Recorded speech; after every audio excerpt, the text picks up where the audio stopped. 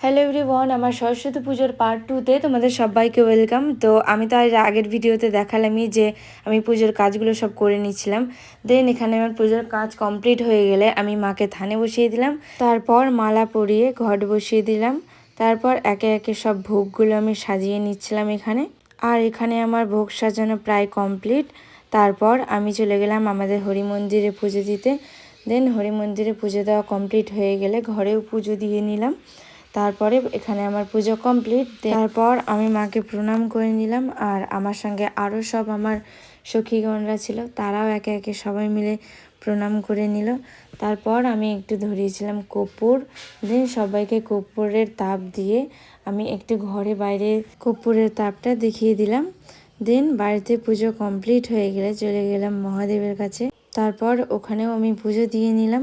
দেন ওখান থেকে বাড়ি এসে এখানে আমি সিন্নি প্রসাদ বানাচ্ছিলাম। সিন্নি প্রসাদ বানানো কমপ্লিট হয়ে গেলে আমি সবাইকে একে একে প্রসাদ দিয়ে দিচ্ছিলাম। তো হ্যাঁ, এইভাবেই আমার সরস্বতী পুজো কাটলো। তো তোমাদের সরস্বতী পুজো কেমন কাটলো অবশ্যই জানিও।